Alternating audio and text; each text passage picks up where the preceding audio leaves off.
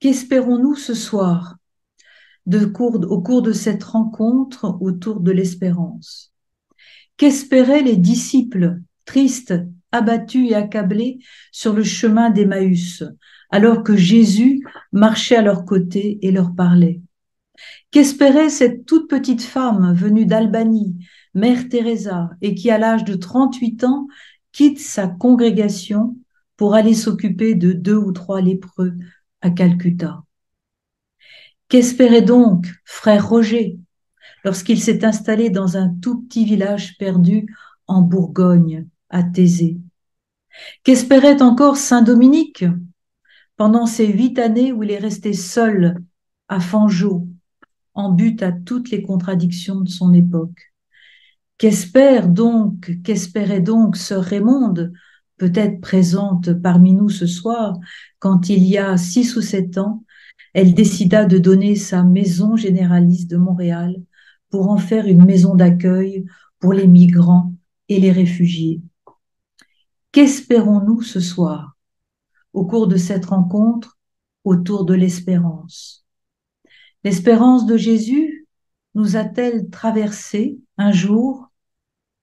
Comment espérer aujourd'hui, au milieu de toutes ces crises internationales, nous l'avons entendu, en Israël, en Ukraine, au Soudan, ces crises économiques, crises migratoires, crises écologiques, crises existentielles? De quelle espérance parlons-nous? Comment l'incarner? Nous habite-t-elle? Ou bien sommes-nous désorientés, sans but, et décidément tellement rationnels que l'espérance semblerait concerner les rêveurs, les idéalistes? Quelle est notre espérance ce soir? Est-ce de l'espoir ou est-ce de l'espérance? Mon espoir, c'est que cette rencontre ne vous fasse pas dormir. Mon espérance, c'est qu'elle augmente en vous cette flamme, qu'elle enracine au plus profond de vous l'encre de l'espérance de Dieu. Alors cette conférence, elle va se dérouler en 3 parties. Première partie, nous allons parler d'espérance du point de vue des évangiles, du point de vue de Jésus, quand il parle d'une graine de moutarde. Et nous allons essayer, à partir de là, de dire ce qu'elle est, cette espérance. Puis ensuite, nous parlerons de ce qui fauche notre espérance, des obstacles, de 2 grands obstacles à l'espérance, l'acédie et l'oubli. Et dans une 3e partie, nous parlerons de témoins qui nous font espérer. Un premier témoin dont nous fêtons les 400 ans de naissance cette année, Blaise Pascal, et un autre témoin que je laisse pour l'instant encore en découverte. Et puis nous conclurons. Alors, première partie, l'espérance, une graine de moutarde, un va au large et un avance en eau profonde. Jacques Ellul, le philosophe, écrit que la prédication de l'espérance est décisive. Il est important de nous éveiller à l'espérance, car c'est là l'enracinement de la foi. Charles Péguy appelle l'espérance la petite sœur de la foi et de la charité. Petite sœur, disait-il, capable de développer un dynamisme inouï, car elle traverse les mondes chancelants. Il est donc vital de faire naître l'espérance, ou comme le dit la lettre aux Hébreux, gardons indéfectible la confession de l'espérance, car celui qui a promis est fidèle. Posons-nous la question, où est donc l'espérance dans l'Évangile? On ne trouve pas le mot espérance dans les évangiles. On le retrouve chez Paul plus de 40 fois. Alors, comment la trouver dans la parole du Christ? Je vous propose d'écouter la parabole du grain de moutarde en remplaçant règne de Dieu par espérance. Jésus disait donc ceci en Saint Luc: à quoi le règne de Dieu? Et je remplace: à quoi l'espérance est-elle comparable? À quoi vais-je la comparer? Elle est comparable, l'espérance, à une graine de moutarde qu'un homme a prise et jetée dans son jardin. Elle a poussé, elle est devenue un arbre, et les oiseaux du ciel ont fait leur nid dans ses branches. Jésus affirme que la graine de moutarde contient une puissance extraordinaire, au-delà de ce que nous pouvons imaginer ou même concevoir. Une réalité plus légère qu'une plume qui peut ouvrir un potentiel inimaginable. Pourquoi? Parce que le petit n'est jamais dérisoire. Au contraire. La petitesse de cette graine, sa dissimulation, son enfouissement sous la terre, ne l'empêche pas de devenir si grande qu'elle pourra accueillir les oiseaux du ciel et leur donner un abri. Entrer dans la logique de l'espérance ne consiste-t-il pas à considérer le plus ordinaire ou le plus fou, le plus vieux ou le plus dérangeant comme porteur de vie et d'une croissance insoupçonnée? Cette parabole est une invitation à l'audace, à l'espérance et à une confiance inconditionnelle. La croissance dont parle Jésus n'est pas celle de la croissance économique et financière. Le Christ enseigne la logique d'une autre croissance, croissance invisible, sobre et humainement inefficace. Dans quelle terre, dans quel sol, à quelle profondeur vont-elles pousser ces graines de moutarde et d'espérance? N'importe quelle semence se développe dans l'obscurité, dans l'invisible, dans la profondeur. Et cette croissance intérieure se joue dans le cœur profond. Comment écouter autrement pour engendrer du nouveau alors que les apparences parlent de guerre, de conflit, de désastre écologique?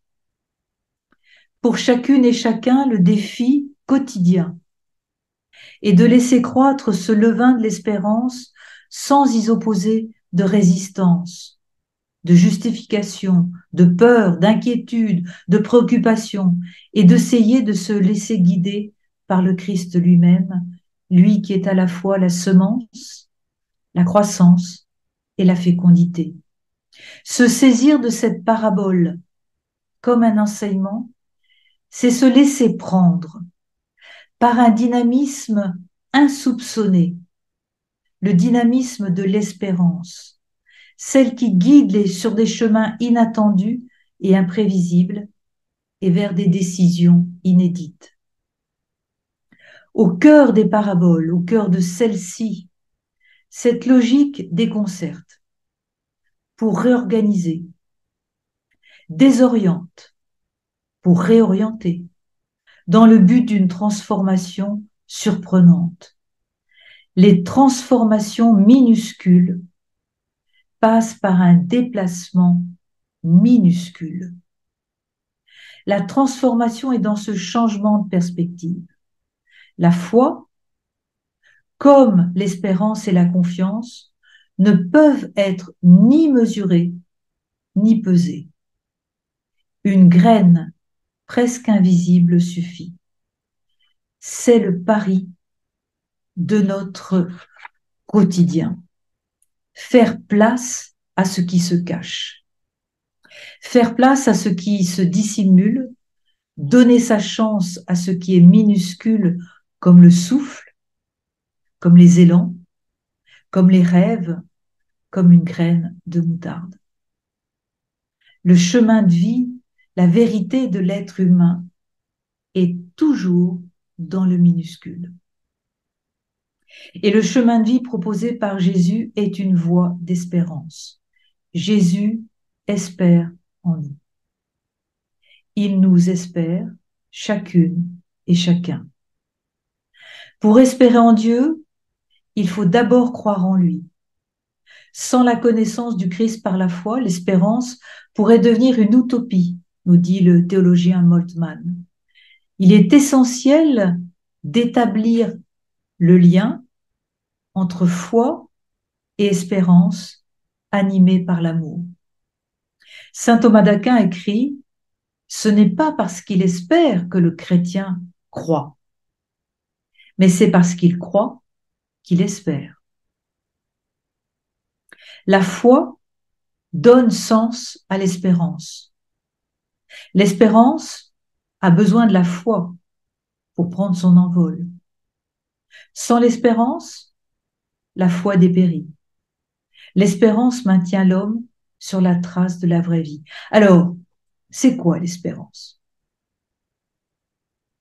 La définition classique est celle-ci, vous la savez, j'en suis sûre, vertu théologale par laquelle on attend de Dieu sa grâce et la vie éternelle. Autre définition de Charles Péguy, l'espérance est une vertu surnaturelle par laquelle nous attendons de Dieu, avec confiance, sa grâce en ce monde et la gloire dans l'autre. Alors, comme dirait un de mes collègues dominicains tout près d'ici, là, le frère Thomas, il me dirait très gentiment, ta définition, elle n'est pas très fun, hein, et elle ne nous fait pas vibrer. Et pourtant, on parle donc de vertu. Or, dans vertu, nous trouvons virtuose, qui désigne celui qui se joue des difficultés avec maîtrise.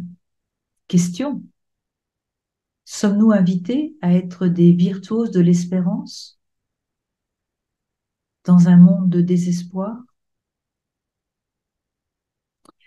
Autre adjectif dans cette définition, théologal, surnaturel. Les deux adjectifs renvoient à Dieu. L'espérance vient de Dieu et porte sur Dieu. Elle attend Dieu de Dieu même. Nous sommes appelés à partager la vie de Dieu. Mais ce n'est pas si simple. Ce n'est pas si simple et c'est surtout plein de paradoxes. Les paradoxes, on les rencontre dans les évangiles, vous les connaissez. Perdre sa vie pour la gagner. Ou bien encore, heureux celui qui pleure, car ils seront consolés.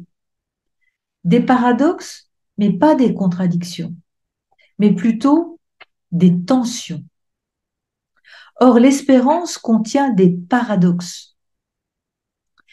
Je vous citerai 3 paradoxes. L'espérance est souvent assimilée à la dimension de l'avenir, mais elle est surtout un acte de présence à la vie, un acte d'accueil de la vie telle qu'elle est. Pour le dire autrement, où en suis-je de ce que je reçois chaque jour? Est-ce que je considère la vie comme un don ou est-ce que je considère la vie comme un dû? Effectivement, le passé est convoqué dans l'espérance. Pourquoi? Parce qu'il n'y a pas d'espérance sans mémoire. Mais l'espérance n'est pas un espoir religieux. L'espérance est réception d'une promesse, recueillement d'une promesse dans les douleurs de la vie. Et c'est un premier paradoxe qui demande un déplacement. Deuxième paradoxe, l'espérance, nous l'avons vu, est une vertu. Une vertu qui ressemble au courage. au jaillissement devant l'obstacle, au surgissement quand tout semble perdu. Et l'espérance est vertu parce qu'elle a pour point de départ le consentement à sa propre incapacité de s'en sortir, l'abandon de son pouvoir sur les choses, comme l'explique le philosophe Martin Stephens. Troisième paradoxe, l'espérance a quelque chose à voir avec l'avenir. Elle repose sur un savoir vérifié dans l'épreuve, car Dieu tient ses promesses. Or, une promesse,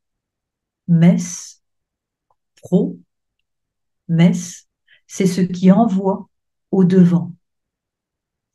Alors, l'espérance d'une promesse relève d'un va au devant, au large, et elle appartient donc à l'avenir. Si Dieu nous fait une promesse, c'est que notre Dieu accepte que notre histoire le pénètre. Dieu accepte aussi inversement que nous fassions irruption chez lui. L'homme espère en Dieu et Dieu espère également en chacun et chacune. Notre Dieu est inquiet pour nous. Et c'est la parabole de la brebis perdue. Notre Dieu ne veut pas que la brebis perdue s'égare. Et donc, il y a en Dieu quelque chose de l'espérance. L'espérance n'est pas seulement une question de tension vers l'avenir, c'est l'avenir au cœur du présent, au cœur de Dieu lui-même, car Dieu lui-même attend et craint pour la brebis que nous sommes qui peut se perdre. L'authentique espérance s'inscrit dans le concret de la vie, comme la graine de moutarde qui pousse, sans nier aucune des difficultés qui se présentent. Ce n'est pas à nous de chercher des échappatoires à la crise et aux crises qui nous frappent. Le Seigneur nous demande de rester fermes dans le concret de notre vie et dans cette situation, de se centrer sur lui. L'espérance, elle est d'ordre spirituel, faisant partie de la vie de l'esprit. Elle ne s'impose pas. Il faut la choisir. Elle est un gouvernail que nous tenons ferme dans la tempête comme dans la calmie. Elle est aussi guérison. C'est l'espérance qui, après un désespoir, permet de relever le regard, de se dire que tout n'est pas fini et d'embrasser le courage qu'il nous faut pour affronter la vie et se battre pour trouver la paix dans notre cœur. Nous le savons tous ici, l'espérance parfois nous échappe et elle fait place à quoi? À la désespérance, à l'indifférence, à la défiance et surtout à une maladie d'ordre spirituel, l'acédie. Si l'espérance est en voie au large, quelles sont donc les forces négatives qui nous empêchent d'espérer? Quels sont les obstacles intérieurs à vivre l'espérance, à vivre de l'espérance? Voilà pour cette première partie. Cette première partie où j'ai essayé de vous parler de l'espérance à partir de la graine de moutarde et comment cette espérance se développe à travers une tension, à travers des paradoxes. Et ce qu'elle est, une vertu théologale qui concerne non seulement l'avenir, mais aussi qui s'enracine dans le présent grâce à une promesse, à un envoi vers l'avant. Nous entrons maintenant dans cette deuxième partie où je voudrais vous parler des obstacles à l'espérance. Une maladie trop méconnue qui fait partie des 7 maladies spirituelles. Cette maladie, c'est l'acédie. L'acédie, c'est quoi? C'est une maladie du cœur profond. Elle est compliquée, elle est complexe. Elle est souterraine et elle se répand dans toutes les zones de l'être, souvent à l'improviste. Alors, si vous êtes atteint de cette maladie, vous allez voir un psychologue et le psychologue va vous dire, oh, vous savez, vous avez une décompensation énergétique. Ou bien vous faites un burn-out. Ou bien encore, vous faites une dépression. Si vous allez voir un théologien moraliste, je ne cite personne, il vous mettra cette lassitude sur le compte d'un péché. Et enfin, si vous allez voir un frère ou une sœur spirituelle qui sait ce que c'est que l'ascédie pour y être passée, elle pourra vous dire ce qu'est l'ascédie. Tout cela pour vous dire qu'il est important de saisir la complexité de cette maladie spirituelle, parce que la tentation sera d'aller chercher de l'aide là où il ne faut pas aller. Alors en grec, ascédie se dit akédia, qui signifie manque de soins pour son salut. L'ascédie, c'est le fait de ne pas se préoccuper de sa vie spirituelle, considérée comme un fardeau, comme une exigence, parce que cela oblige à des choix, à des renoncements. C'est une maladie qui cherche ordinairement à compenser, et là ça nous concerne tous, à compenser le vide spirituel en le comblant par de multiples occupations et distractions. Il n'y a plus de place pour Dieu. L'âme décentrée de son vrai centre, qui est Dieu, ressent un profond malaise, une tristesse, une morosité qu'elle essaie d'oublier en fuyant dans les activités extérieures qu'elle se donne.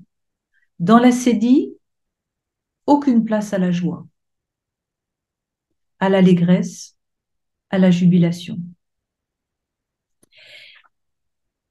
Ascédie s'écrit A-C-E-D-I-E.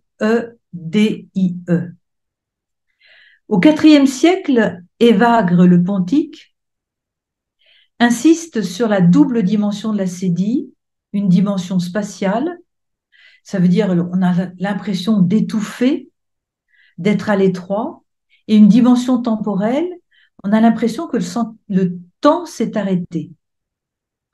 Et donc l'ascédie, c'est une sorte d'étouffement, une sensation d'être à l'étroit dans un lieu, qu'il soit géographique, psychique ou spirituel.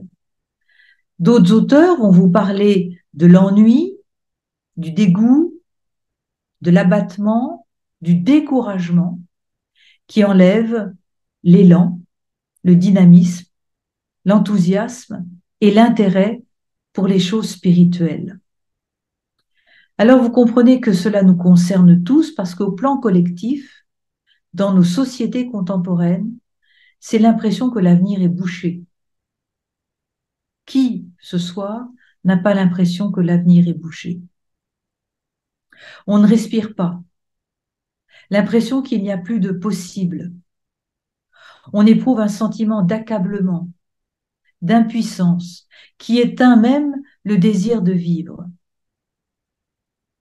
J'ai appris hier par une amie dont le fils malheureusement est mort d'une overdose d'une drogue dure dont j'ai oublié le nom, mais qui est en vente ici au Québec. Et de cette drogue dure dont on avale simplement un grain de poussière, on meurt de suite.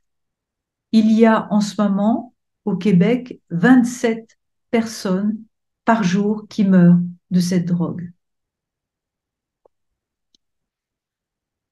On éprouve donc un sentiment d'impuissance qui éteint le désir de vivre. Cela peut même aller jusqu'au désespoir, tant au niveau individuel que collectif. Vide, absence d'horizon commun, qui explique que nous replions sur la sphère privée ou que nous trouvons refuge dans des récits simplificateur. Au plan individuel et spirituel, donc l'acédie, c'est un état de paresse, de lassitude, de langueur, de torpeur, de nonchalance, d'assoupissement et de somnolence. Vous voyez, c'est complexe parce qu'elle tire à la fois son origine du désir, de la force, de l'intelligence, elle touche le corps et l'âme. C'est d'autant plus complexe que l'acédie extérieurement se traduit par ou de l'apathie, ou de l'activisme, ou de la paralysie, ou bien de la frénésie, ou bien de la frustration, ou bien de l'agressivité, ou bien la fuite du bien, et aussi une certaine attirance vers le mal. La boussole intérieure, l'élan, la direction s'est éteinte. La tristesse, sœur jumelle de l'acédie, n'est pas identique. Pourquoi? Parce que la tristesse est partielle, passagère. L'acédie, elle, est permanente, globale, elle assiège tout l'être et tout le temps. Saint Jean Climac, un autre père de l'Église, présente l'acédie comme un relâchement de l'âme, une forme de laisser-aller, une négligence qui rend mou et sans courage, sans attention, sans constance. Et sous l'influence de cette maladie, l'esprit devient oisif, incapable de toute activité spirituelle et surtout indifférent à l'œuvre de Dieu jusqu'à déprécier les biens spirituels. Saint Ignace de Loyola, lui, parlera de désolation. Et il dit, pour lui, c'est une véritable épreuve qui empêche de marcher vers le bien. Si on prend, pour continuer avec l'image de la graine, si on prend l'image d'un arbre en train de croître, on pourrait dire que l'acédie, c'est cet obstacle qui rompt, qui casse la croissance de l'arbre. Il y a impossibilité pour la plante de s'élargir, de se fortifier et de donner du fruit. L'acédie rend stérile, car tout s'est endormi. La sève de la joie de servir s'est éteinte, celle d'aimer aussi. La confiance n'existe plus et surtout, l'espérance s'est envolée. Il n'y a plus de goût pour quoi que ce soit, toute chose est fade, insipide, rien n'est à attendre. Se produit alors une forme de paresse, de tiédeur, voire d'anesthésie spirituelle, ou voire de suicide spirituel. Cette maladie est une épreuve et une souffrance. Rien ne semble venir en aide au manque de sens. L'espérance a disparu. La personne qui vit l'acédie n'espère plus, n'attend plus rien, ni de la vie, ni de Dieu. Elle en arrive même à blasphémer, car pour elle, la vie spirituelle est devenue sans aucune importance. Elle renie ce qui l'a fait vivre au plus profond d'elle-même. Elle se retrouve sans force, ni énergie vitale. Sa mémoire de la joie a disparu, de même que le souvenir de Dieu.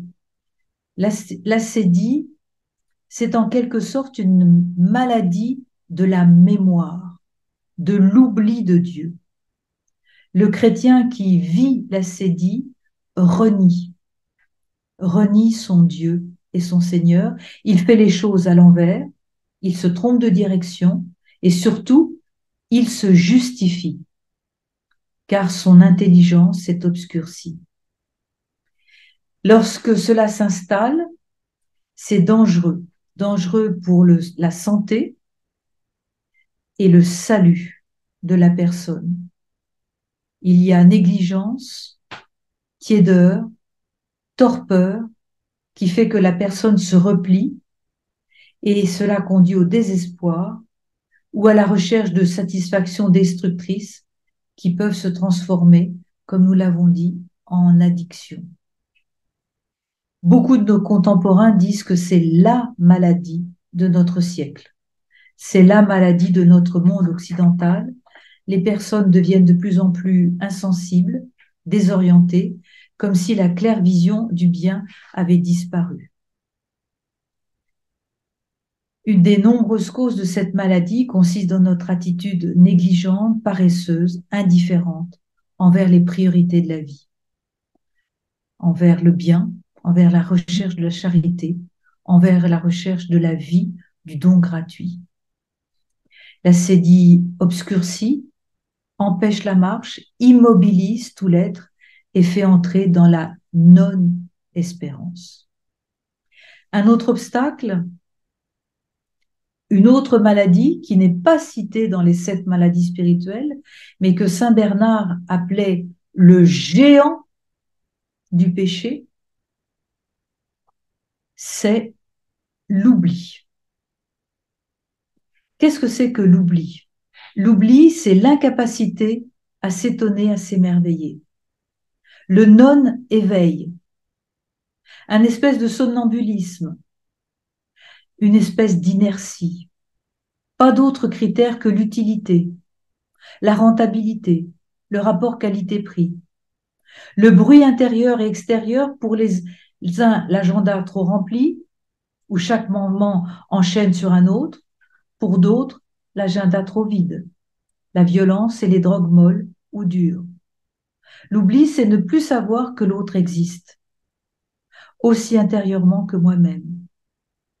L'oubli, c'est ne jamais s'arrêter pour rien, dans le saisissement d'une musique, d'une rose, ne plus rendre grâce, puisque tout m'est dû. L'oubli, c'est ignorer que tout s'enracine dans le mystère et que le mystère m'habite. Oublier Dieu et la création de Dieu. Ne plus savoir s'accepter comme une créature au destin infini, oublier la mort et le sens possible au-delà d'elle.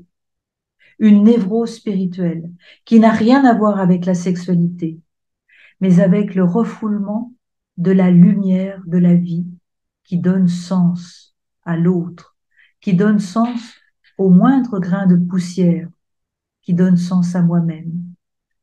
Nous vivons aujourd'hui un oubli devenu collectif et qui ouvre, comme nous le voyons, les chemins de l'horreur. Nous nous disons que Dieu n'existe pas. La névrose s'accentue, le néant envahit la scène de l'histoire. Cette anesthésie de tout l'être, insensibilité, fermeture du cœur profond, conduit à l'abattement, au dégoût de vivre, à la désespérance. À quoi bon?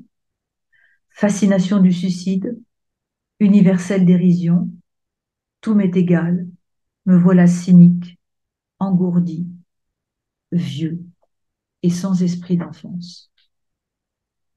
Oubli, assédie, alors que l'espérance se nourrit d'une évidence joyeuse, qui est tout le contraire de l'incertitude, de l'angoisse. L'inquiétude de l'espérance, c'est la crainte de l'oubli, car l'espérance élargit le cœur. L'ouverture du cœur signifie en nous la victoire de l'espérance. L'espérance nous envahit en retour de notre prière, quand notre désespoir ne se renferme pas sur nous-mêmes, mais cette ouverture sur l'autre.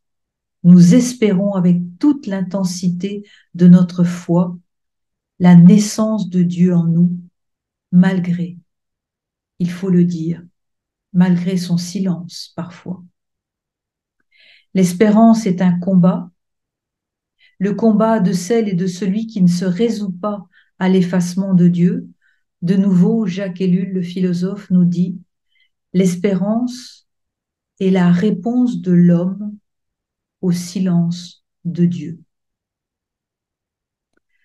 Dans cette deuxième partie, j'ai voulu donc vous expliquer les obstacles à l'espérance, en expliquant, en essayant de faire le portrait de cette maladie terrible, invisible, silencieuse qu'est la sédie, et de cette autre tentation qui nous habite chacun, qui est celle de l'oubli.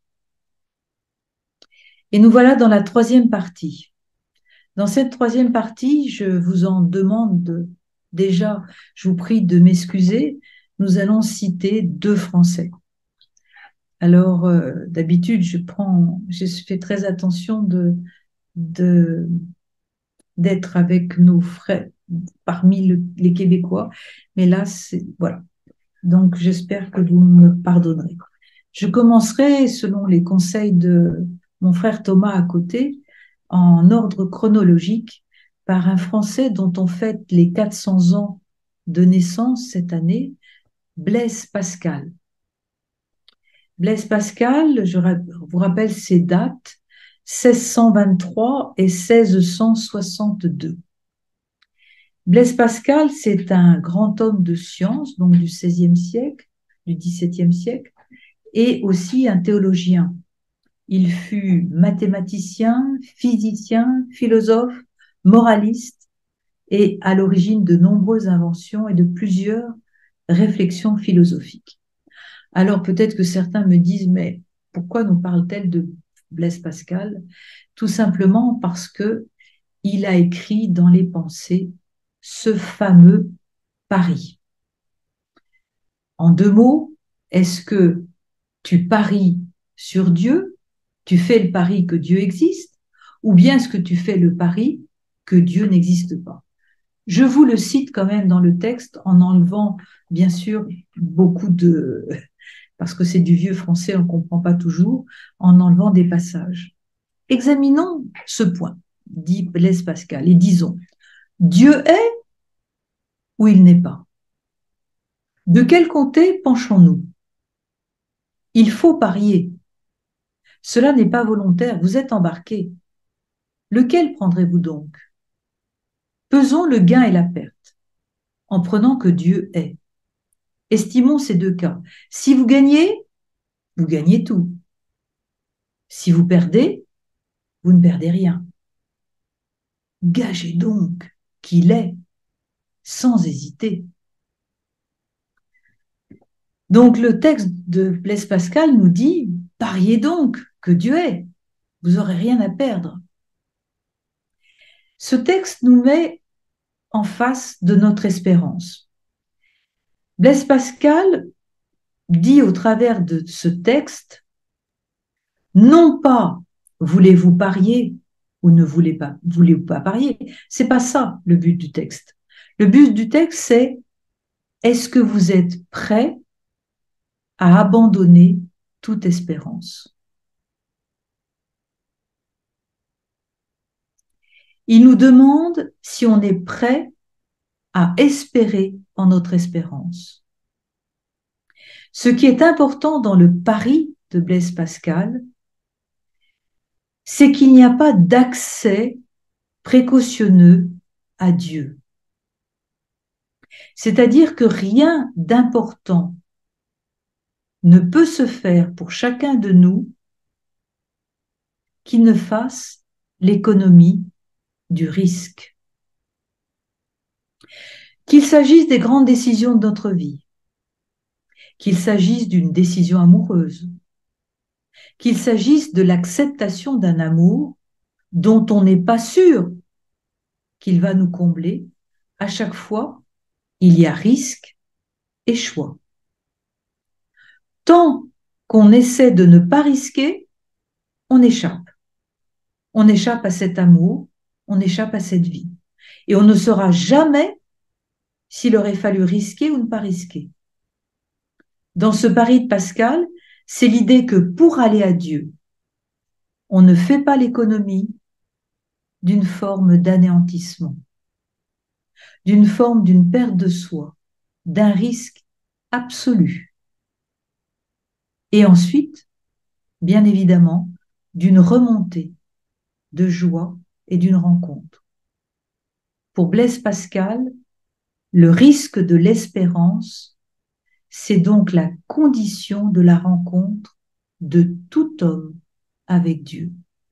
Le risque de l'espérance, c'est la condition de la rencontre de tout homme avec Dieu. Premier témoin qui nous dit d'orienter notre pari.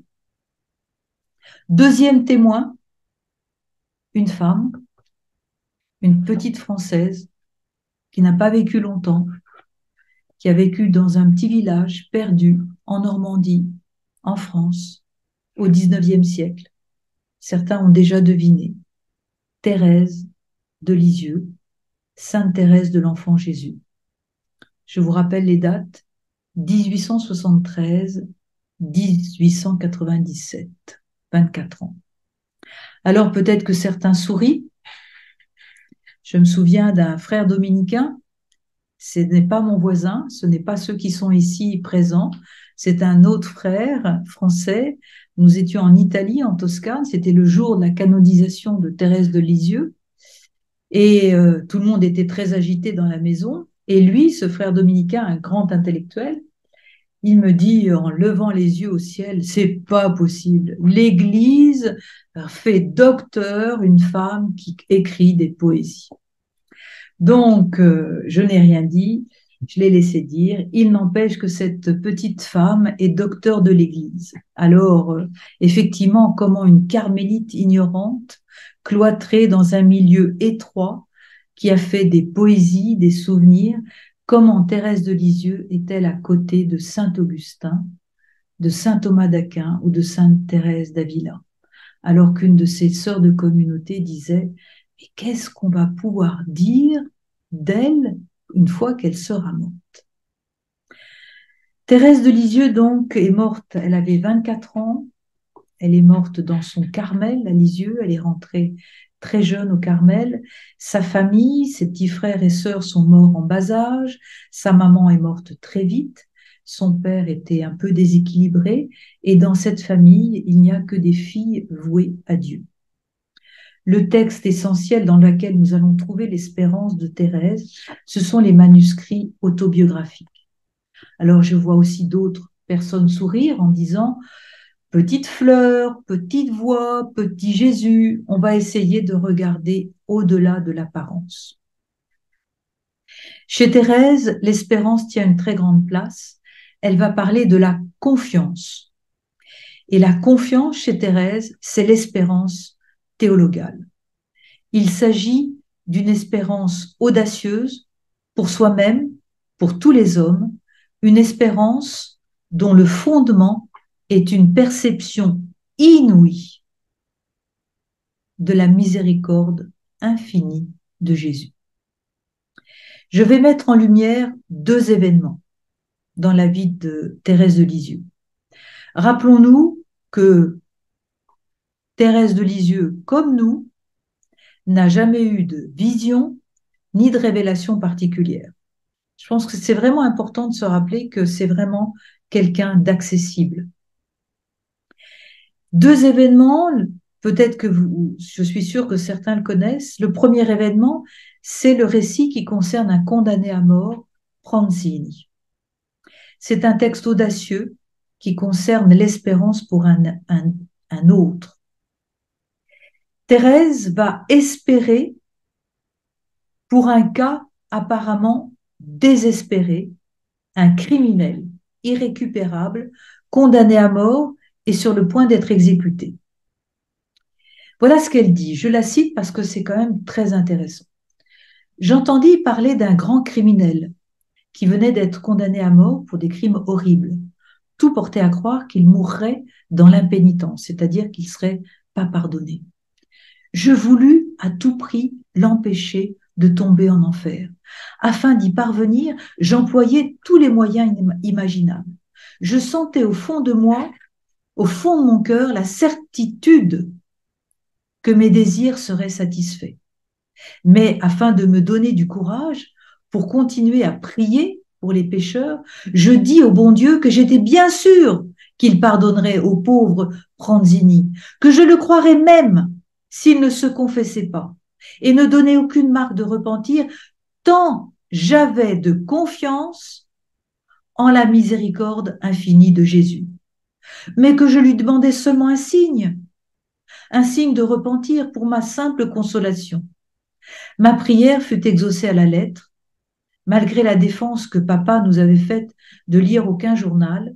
Je ne croyais pas désobéir en lisant les passages qui parlaient de Pranzini. Le lendemain de son exécution, je trouve sous ma main le journal La Croix. Je l'ouvre et que vois-je? Pranzini ne s'était pas confessé. Il était monté sur l'échafaud et s'apprêtait à passer la tête quand tout d'un coup, Saisi d'une inspiration, il se retourne, saisit un crucifix que lui présentait le prêtre et l'embrasse par 3 fois. Pranzini ne s'est pas confessé, il n'a pas communié, Thérèse n'a eu aucune vision concernant son salut, et pourtant, elle est sûre de son salut. Quant au signe reçu, qui n'était pas nécessaire pour la certitude de son espérance, son signe, il est on ne peut plus pauvre.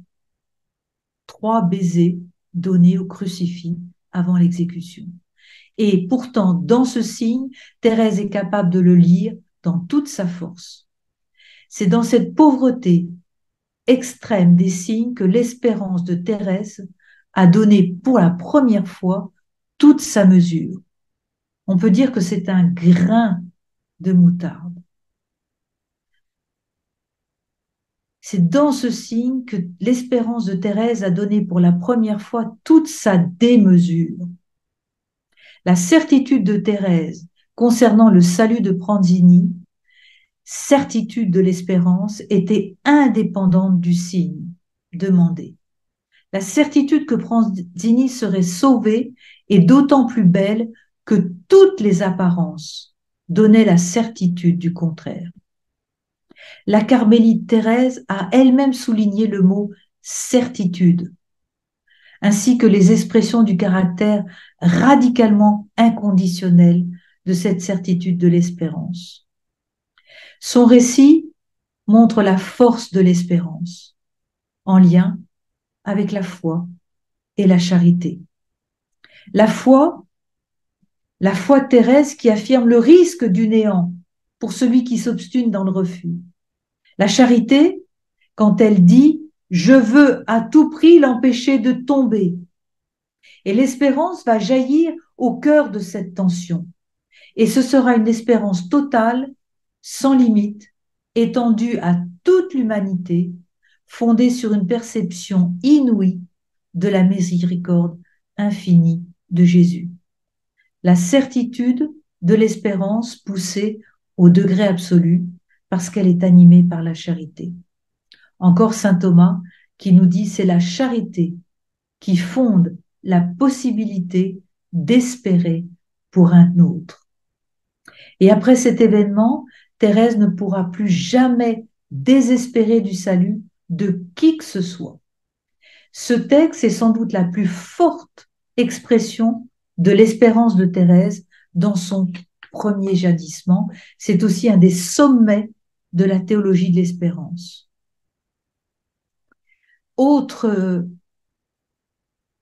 événement, un événement beaucoup plus invisible. C'est cet événement où elle va écrire dans ce manuscrit qu'elle est assise à la table des pécheurs. Nous sommes à la dernière période de sa vie. Thérèse a 23 ans. On est à l'époque de Pâques, 1896. Elle va entrer dans la nuit de la foi. Elle va vivre une rupture, une obscurité, une angoisse qui vont éclipser la lumière.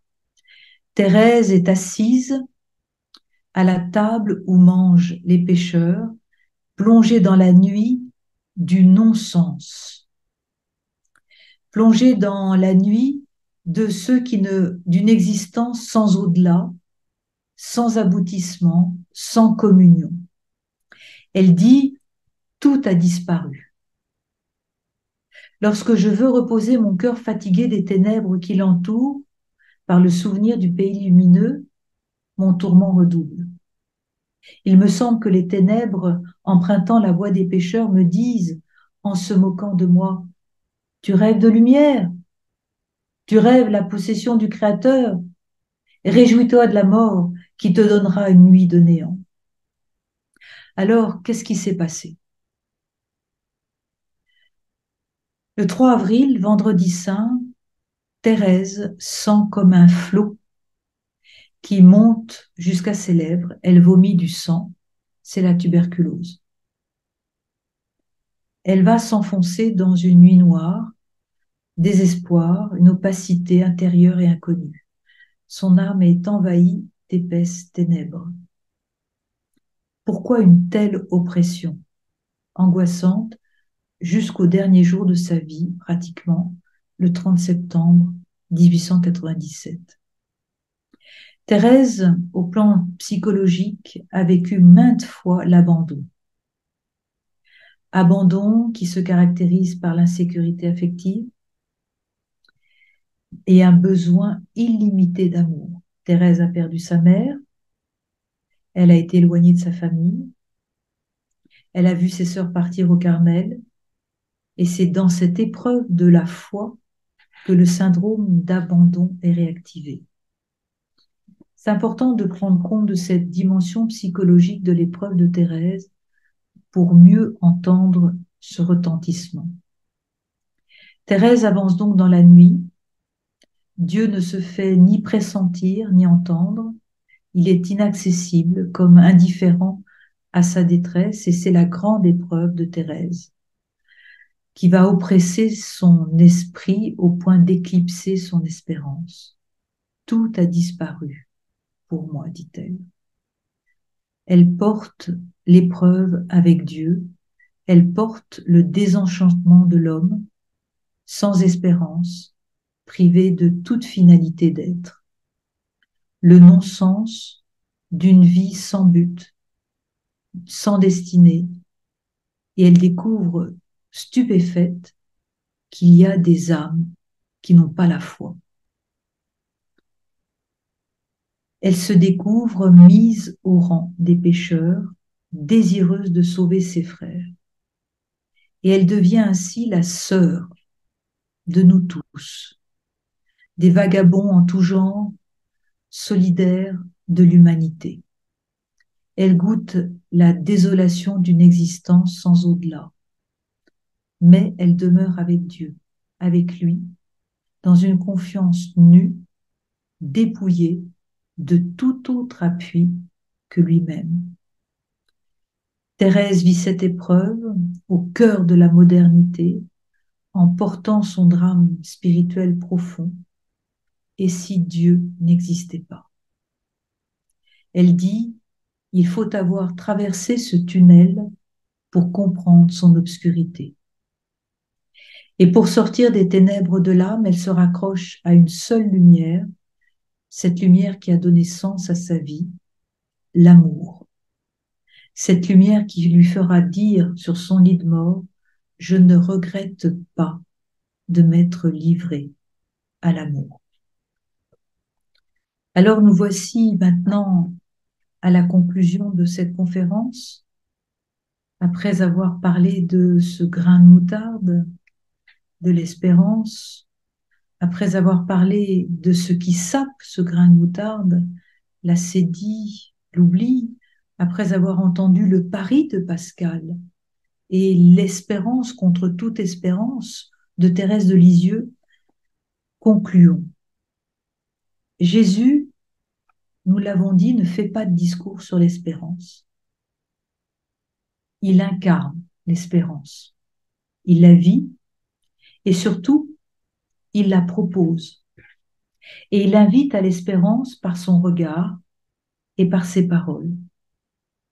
Prenons Zachée. Jésus a vu, regardé, fixé cet homme exclu, méprisé par les siens. Zachée est à l'affût d'un regard, et lui qui pensait voir est vu, regardé et espéré par Jésus. Et ce regard le rejoint. Ce regard le touche. Ce regard lui fait dire qu'il est prêt à se laisser aimer et visiter. Jésus voit et son regard espère davantage encore que ses paroles. Simone Veil, la philosophe française, déclarait « Il existe une vérité chrétienne fondamentale, trop souvent oubliée, c'est celle-ci. Ce qui sauve, c'est le regard. Et j'ajouterais, ce qui espère, c'est le regard. Quant aux paroles que Jésus adresse à ceux qui le rencontrent, ces paroles sont toujours force, élan, espérance. Pensez aux paralysés. Lève-toi, prends ton grabat et marche. Jean 5. Pensez aux disciples paniqués dans la barque battue par les vagues. Jésus dit, confiance, c'est moi, n'ayez pas peur. Toutes les paroles de Jésus sont espérance. Aucune parole de Jésus n'est abattement, découragement ou désespoir. Saint Paul parlera, lui, de l'espérance. Il va parler du casque de l'espérance du salut. Et juste après, il nous dit, rendez grâce en toutes circonstances. Bénissez. Et là, je voudrais conclure avec le poids de nos paroles. Nos paroles sont-elles porteuses d'espérance ou pas? Je voudrais insister sur un point biblique pour conclure, la bénédiction. Il y en a un qui dit sans cesse du bien de nous, c'est Dieu. Il dit de bien de nous, de tout ce qui est. Or, quand il dit du bien de nous, c'est efficace. Cela produit du fruit et de la vie en abondance. Si vous n'êtes pas convaincu de la puissance de la bénédiction, pensez à la puissance de la malédiction. Malédiction qui veut dire tous nos jugements, nos façons de calomnier, nos mensonges, tout ce qui en nous, par nos paroles, porte à la désespérance. Or, la bénédiction, elle, quand je bénis, c'est-à-dire quand je dis du bien, quand je regarde avec cette puissance de bénédiction, la bénédiction est puissance de vie, de joie et de transformation, insoupçonnée comme le grain de moutarde. Béni sois-tu, Seigneur notre Dieu, pour chacune des personnes qui sont ici. Je te bénis, Seigneur mon Dieu, pour tout ce que nous avons vécu jusqu'à présent. La bénédiction, qu'est-ce qu'elle fait? Elle transforme ce que nous vivons en paroles d'amour. Saint Paul dit, vivez dans l'action de grâce. La bénédiction introduit silencieusement, comme la graine de moutarde, l'étincelle de l'amour désintéressé dans un monde de douleur et de souffrance. Celui qui bénit, celle qui bénit, est révolutionnaire. Sa vie est un acte prophétique et son être est d'une fécondité telle qui défie les certitudes, les désespoirs et les fausses croyances. La bénédiction a ce pouvoir de transfigurer toute chose et tout événement. Deux témoins nous ont laissé, pour notre temps de souffrance et notre temps d'angoisse, deux paroles de bénédiction. Une première parole qui vient de Thérèse de Lisieux elle-même, juste avant de mourir. Qu'est-ce qu'elle dit dans un souffle? Je ne meurs pas, j'entre dans la vie.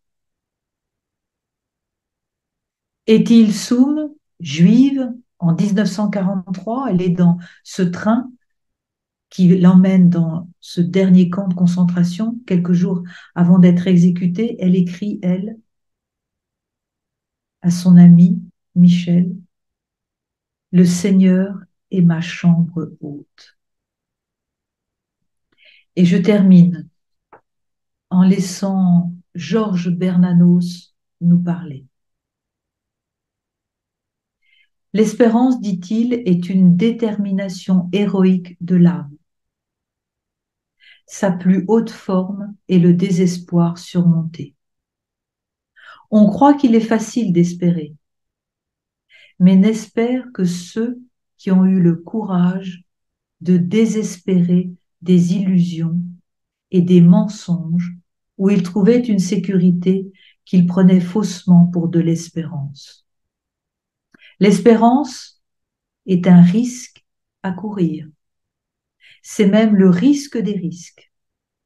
L'espérance est la plus grande et la plus difficile victoire qu'un homme puisse remporter sur son âme.